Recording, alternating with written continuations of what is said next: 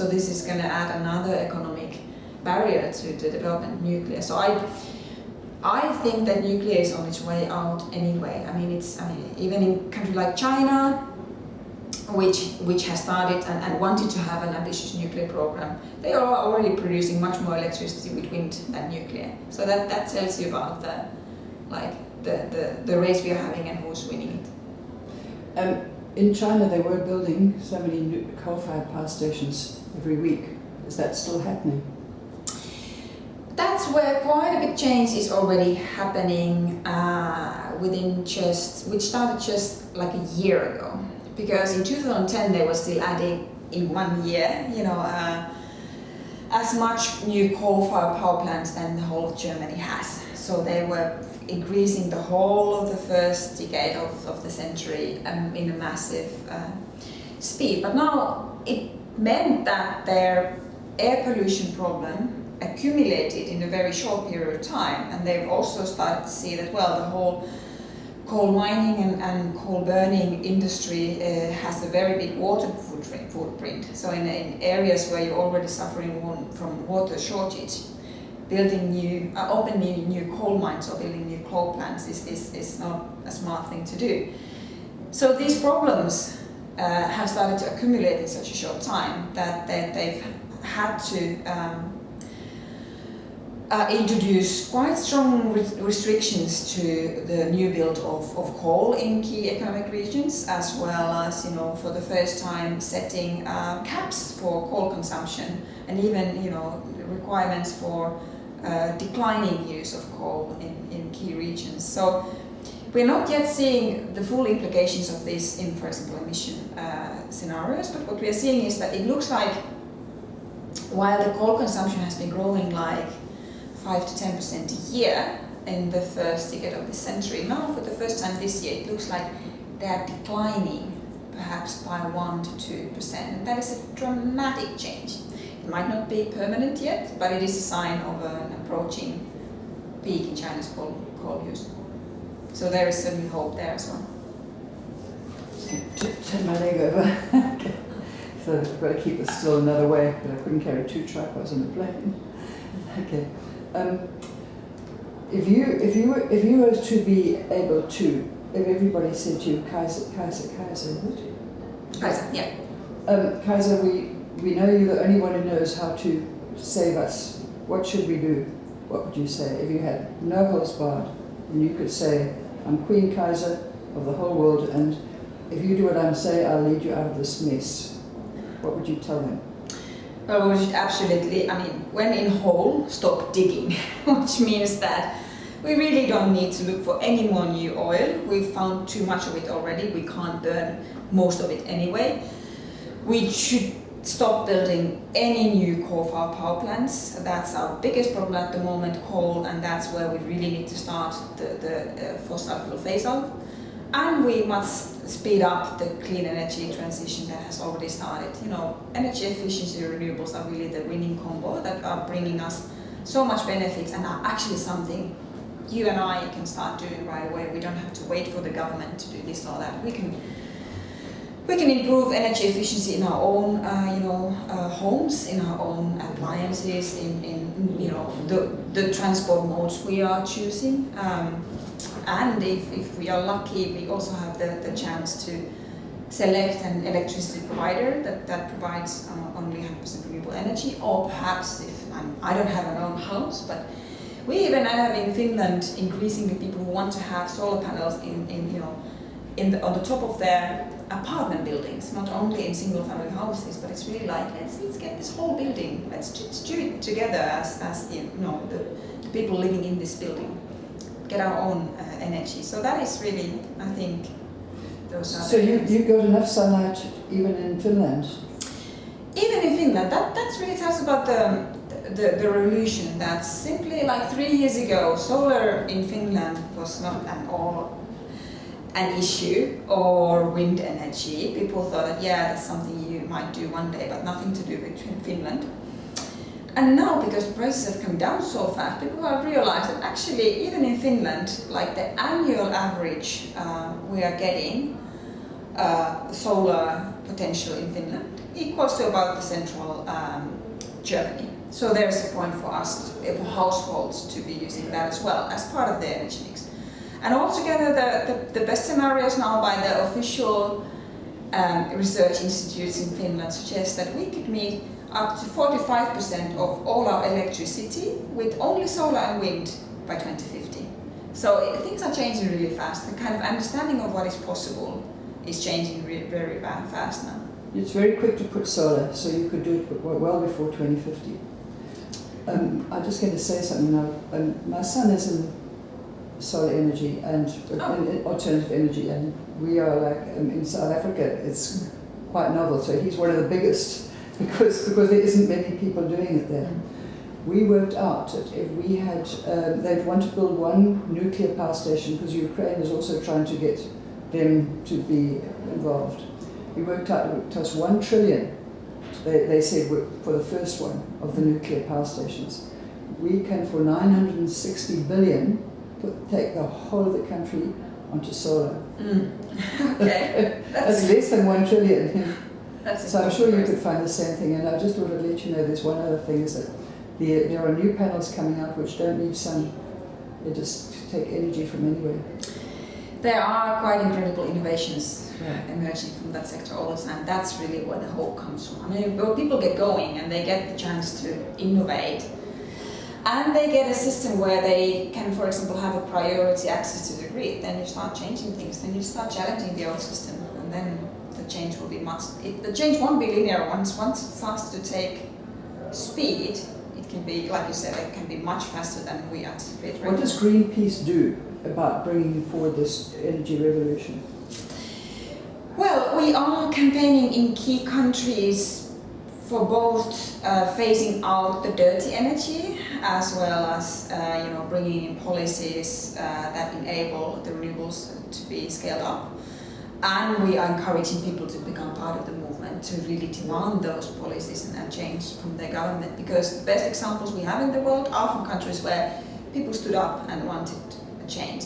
Ironically, it started from like in Copenhagen, in Denmark and Germany. It started from the anti-nuclear movement, which is a bit like those who believe nuclear is part of the package. They're like, why are you opposing nuclear when climate change is our biggest problem? But of course, at that time when these movements started, climate change wasn't even that big yet. But they wanted to get rid of something bad, which created the demand for the better solutions. So that's why we also do feel that it's not enough to only promote the good things. You also actually need to challenge the old system, which is why we, for example, here are really calling for the fossil fuel phase-out goal.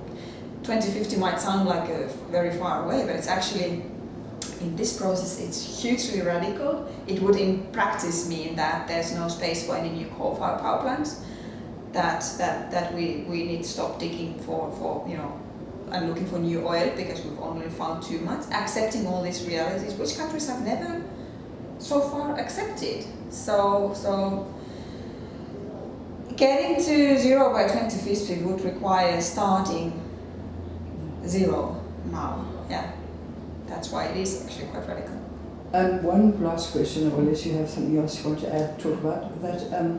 When I was in Durban, I interviewed Mrs. Gandhi, who spoke about the methane. She said that carbon dioxide is going to take a long time to get out the carbon dioxide out of the air that's going in there already. We're going to have to wait 20 years for the effect of this carbon dioxide. But she said that therefore it's not doable as a solution, whereas methane, she said methane dissipates within 8.4 years. And so if we were to stop producing methane by stop burning forests and also by stopping eating meat, because there's huge billions and billions of animals. Apparently there are more vertebrate animals on Earth that are domestic than wild at the moment. Vertebrate, sorry. So I was wanting to know, does Greenpeace do anything about utilising this as a source of reduction of methane, which is within months have risen 5 times faster than carbon dioxide anywhere?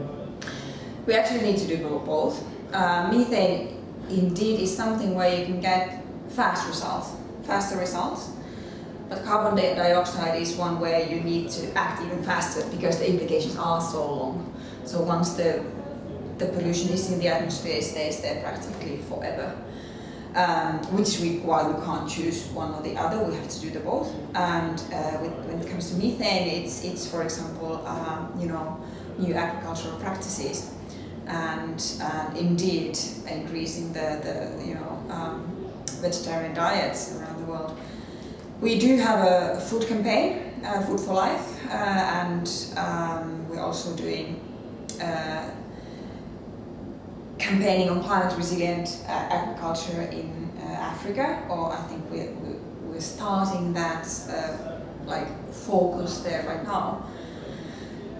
Because for continents and areas like Africa, for example, agriculture is really at the heart of this whole thing. It's climate change means both that it gets harder to produce food, and it also means that if you continue, or if you go to industrial practices, you're also increasing emissions, so you're contributing to the problem. Whereas if you move to climate resilient practices, then you're both reducing emissions and increasing your resilience towards the impact that we can no longer avoid. So yeah, I mean, tackling methane is one part of that, and certainly relates also to a lot of the short-term action we can and should take right now to have fast results. Thank you very much. Just before you go, I just want to say we are starting a University of Earth. It's a broadcast televised series. It's going to be on satellite and on internet and on Discovery in a slightly edited form. And the reason we're filming it from the 1st of April, and basically it's just to re-educate the world. We think that the education has become too specialised, so people have, what you and I know is there's not enough people who know how everything affects everything. And we've got some wonderful experts and people coming in on that. And would you be interested in coming to speak? Yeah, sure. As one of our exterior lecturers, because we've got the core content taken by one person, but people who've got something interesting to say and who know a lot of things about the subject would certainly be great. So if I gave you my card now and took your details, even though you don't have a card. Yeah, I have to give you one tomorrow. Are you here tomorrow? I am here. Yeah.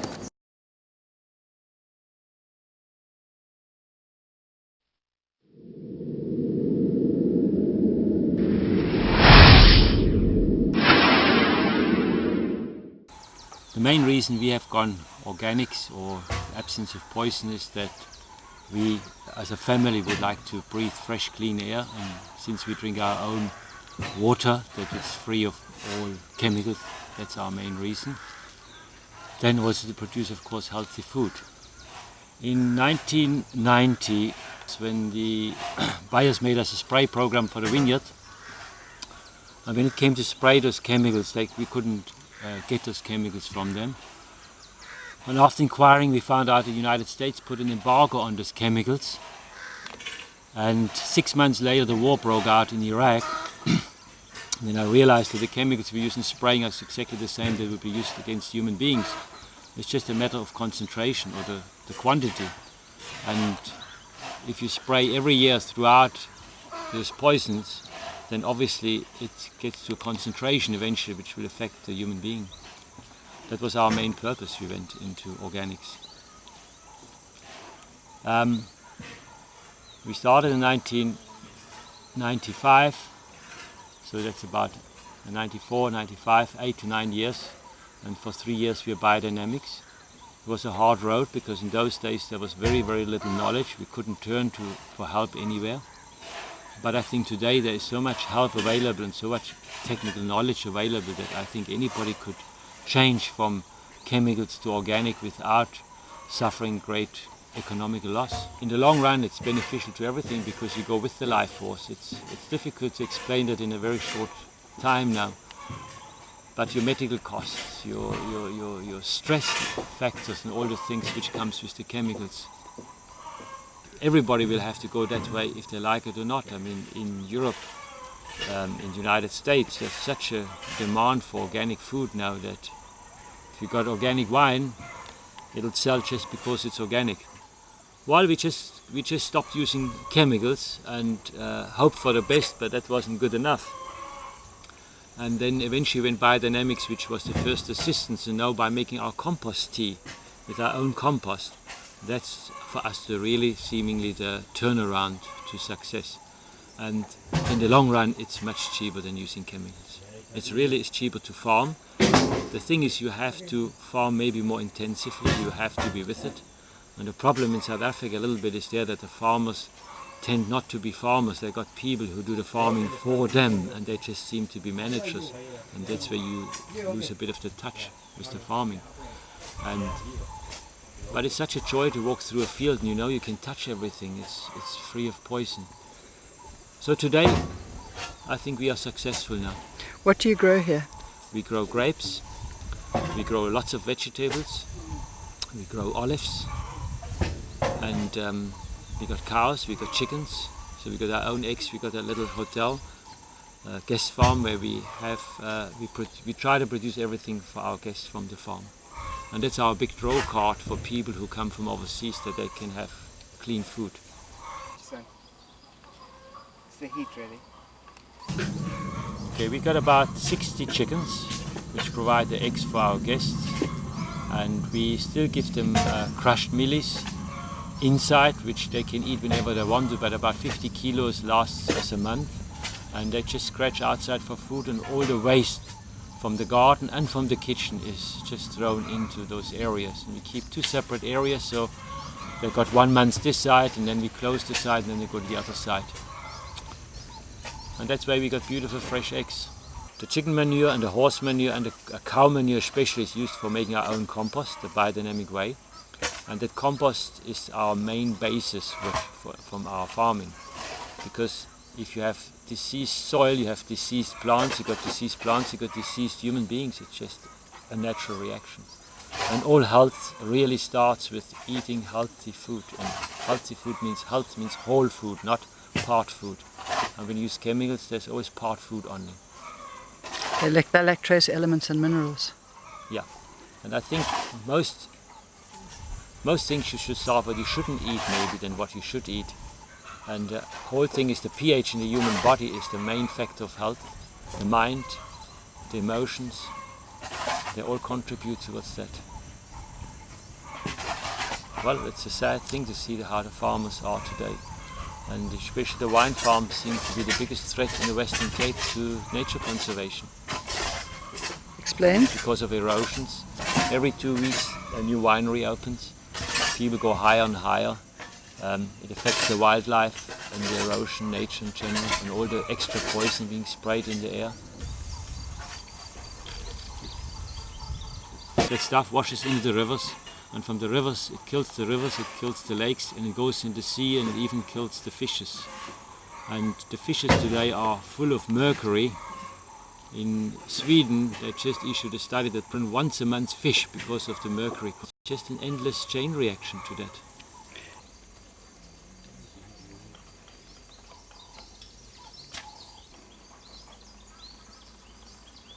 Yeah, I've got a bit there tentacle. This dam was created actually for the birds, yeah? And then we planted indigenous trees, my wife did it. And we created different birds sanctuaries so to get more balance on the farm, which helps also in the control of insects. Did you see much? Bird life here, and we get also like this giant spotted owls who come every year to breed here. And we got hawks, we got paradise, flycatchers, all kinds of birds. How big is your farm? It's 25 hectares. Okay. We have fish eagles even, yeah. But 25 hectares of land, there of 6 hectares vineyards and about 6 hectares of pastures and about 1 hectare of vegetables and some olive trees, and the rest is just mixed forest and things. So we got a very diverse land to support all kinds of systems. And the most important workers are the microbes in the soil. They are your cheapest labour and your best labour, and that's the ones we tend to kill with artificial fertilizer and chemicals. The young calves, when they're born, they stay with their mother till about normally here between 4 and 6 months, and after about 3 months we start to wean them. So at night for about 8 to 10 hours the calf cannot drink, but it can touch the mother, but otherwise they're always together. That's very humane. And the main reason of the cows is the cow manure for our compost. That's our main reason for having the cows. And the byproduct is now milk, which we have, so we also make our own cheeses.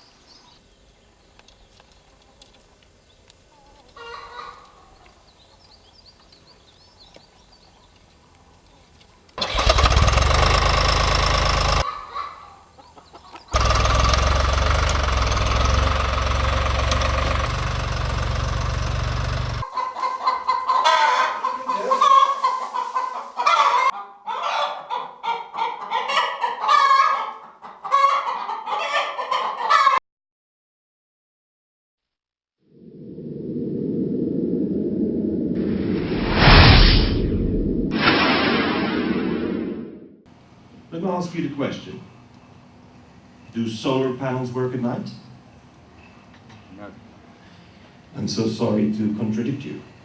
Because solar panels do work at night. Because at night it's cold, it radiates out, and therefore with this new panel that has been designed in Sweden, of all places, we're putting inside a photovoltaic cell 6 little pipes, tubes. And during the day they will get very hot. But since they are exchanging the heat from the PV, they're reducing the temperature of the photovoltaics, therefore increasing by 18% the efficiency of the cells. And at night, because the laws of physics are very simple, they want to radiate out in big space, the big black hole. That means the temperature drops to 6 degrees. And now what we can do, thanks to the solar panels on our roof, we can install a 2 cubic meter space in the cellar and have cold water go around it all night. So we have a refrigerator without refrigeration. It works, it's simple, it's laws of physics. Cold water always goes down, hot water always goes up. Nothing you can do about it. Pumps are not needed to be installed. No compressors are required. I've presented that a year ago here. I still am waiting for the first project to be implemented. But these solar systems are tremendous because they work on both sides. I mean, I just could not believe that just about every single photovoltaic cell that I see in South Africa, it only uses the sun on the top, never on the bottom. And if you install it, you use a third of the material, have 5 times more energy, and you compete without subsidies. It works in Sweden, and the core of this system is a recycled plastic. And that recycled plastic is competing with aluminum. Now, if we're recycling plastics and competing with plastics, it doesn't work. But now we're having plastics that compete with aluminum, and therefore it is very competitive. This little system provides power, heat, and chill. It can be set up as an insulation and a roof, and it purifies water, because if you keep your water for more than 3 hours at 85 degrees Celsius, you have eliminated bacteria. Bye-bye chlorine, bye-bye Electrolux. This is the new way of competing. 1 unit costs you $1,000. It's embarrassing what you have to pay for your geysers with solar hot water. 3 times the price of getting 5 times more. I don't get it. 4 cents per kilowatt hour, 70% recycled plastics, local assembly, and it's cheaper than nuclear. I'm not against nuclear. I'm in favor of much better. And I think with that attitude, we can move on.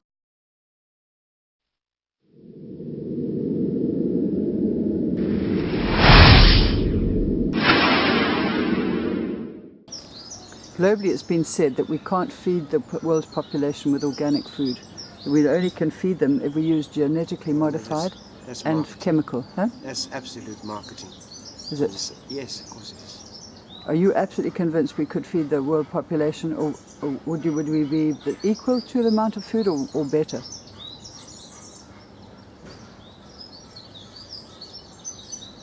Well, it's a complex story. because the, if you like, the metro, the industrial system has such an impact on the environment, I think we've got to change it. It's not going to be sustainable. And that's really a combination of its use of fossil fuels, electricity and water, those fundamental resources. It's not solar driven. It's not using solar dollars, it's using mineral dollars, non-renewable resources. And for that reason it's a problem, and I don't think can be sustained. Have you noticed the impact of genetically modified maize? And Ironically, I think it's going out of fashion fast. It's, yeah, it's going out of fashion fast. I mean, fun enough, in this country at the moment, there's a shortage of GM maize, and we're importing from Zambia naturally grown maize. It's a funny anomaly. There's increasing feedback from farmers that they're not really happy with the contracts from the GMO suppliers, and their results are not particularly satisfying. I mean, last year, a couple of years ago, I remember the GM lobby boasting about amazing yields, excuse my sarcasm, of 6 tons per hectare. And that figure in the Zimbabwe era of high productivity was unviable. That was considered a poor peasant yield.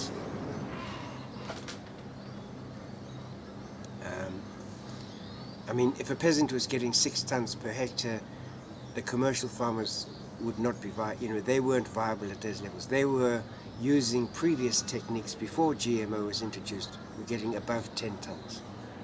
So, I mean, there's an anomaly already. It's just the marketing myths that are being propagated, and it's hard to discern the truth.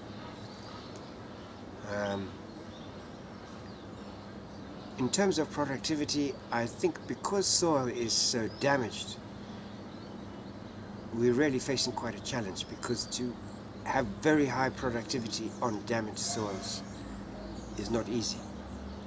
And it's going to take time to reverse the trends and the desertification that has taken place. So we're really facing a challenge. But I think food production can happen. I mean, I'm encouraged by the trends in the last 10 years here. There's definitely a great deal more awareness in this Western Cape region on growing food than there was 10 years ago. And there are many more people trying alternatives of one form or another. I mean, I tend to think what was said before is lots of small-scale producers is probably the way to go, rather than mass industrial systems. do you eat genetically modified or organic food? I try as possible to get organic food. Do you believe that the opposite is bad for you? Yes, I think so. Yes. I don't know if I want the poop story again. Yes, tell me the story. On a farm that I worked I had a nursery operation that was adjacent to a domestic situation where the septic tank became a major issue. And it transpired after a while, and there was a great deal of effort to try and do this as naturally as possible. And effective microorganisms and various strategies were used to try and unblock the drains. But what I noticed is, I mean, it was the most ghastly thing to have to deal with, practically speaking, is we would get upwelling of, I beg your pardon, black water. And it suddenly came to my attention that there were lumps of millipap or sadza that weren't being broken down by the organisms. And tracing that back, we found that the households were using genetically modified maize, and that the microorganisms were not able to digest or convert that material into something that didn't block the drains for a start. Right, so you had coming through a system, through a human gut, through a toilet system, and through a septic tank system, undigested. Now that's quite a frightening implication. You know, if a material passes right through human system, a biological system, and looks still like a piece of millipap that you get on the plate, then there's definitely an issue. Not being recognized as food. No, it's not recognized. You know? I mean, maybe that needs a more astute analysis, but I mean, the implications of that on a metropolitan scale are frightening. You know? I mean, so what is that? Is you have 1 million people eating millipap that's not digested, and is not digested in the water treatment works. You know, there's a problem. What about the fact that we're using all our water and our soil to grow something that's not even recognized as food? Yeah, it's frightening too. Yeah. I mean, If you were to use I our mean, last precious resources, like, I mean, let's imagine we said, well, we haven't got that much left. We've got this whole population, we're trying to take them through. What this time, which is until we can renew our soils and improve our water supply, what would you do as regards the way of farming the soil? How would you do it intensely? What sort of plants would you choose to grow?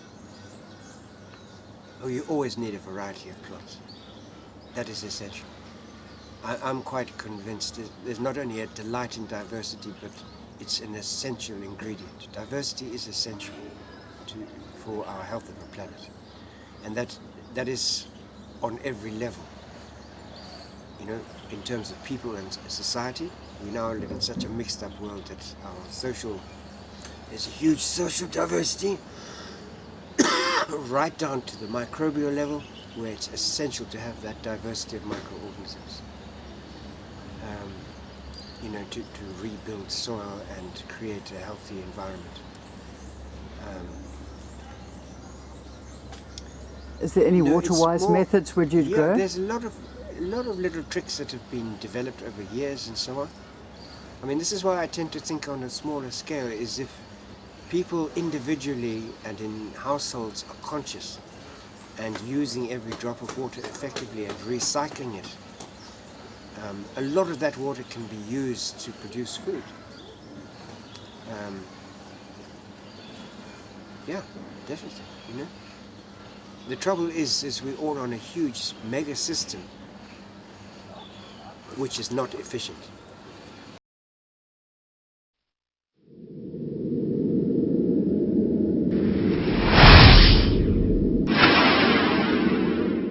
Why is the Ganges almost over? Because the glacier is melting 1,000 times faster than it was predicted to melt. So it's already gone in by about 5 kilometers. Now it's happened now in today's news. You have seen that the Alps have got no snow this year. As the Alps get no snow, Europe gets no water. So it's already upon us. You know. So when we use language like, oh, in 2050 it's happened, nobody for a minute believes A, that they will die, but 2, that they will ever see 2050. Strangely enough, you know, both these beliefs exist in our minds. So if we can say we are already in the middle of the climate change, we're done, we're finished. It's not only the polar bears who are hanging about on little islands. We are hanging about little islands. If I get 7 million Bangladeshi refugees per year, because Bangladesh is going down, because it's a coastal area, then my life is already over. How can I mean, euro can fail today, the rupee tomorrow.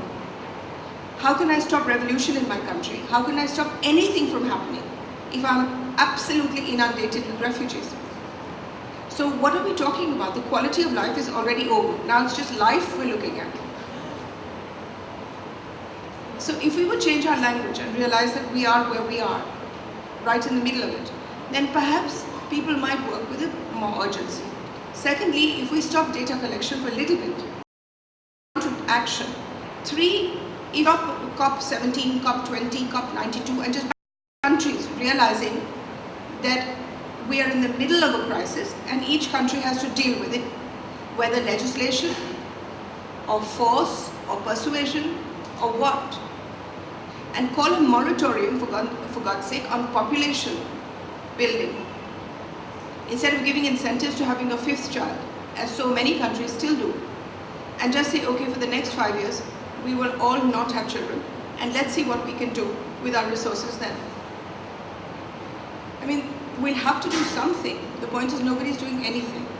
Because we all think it's still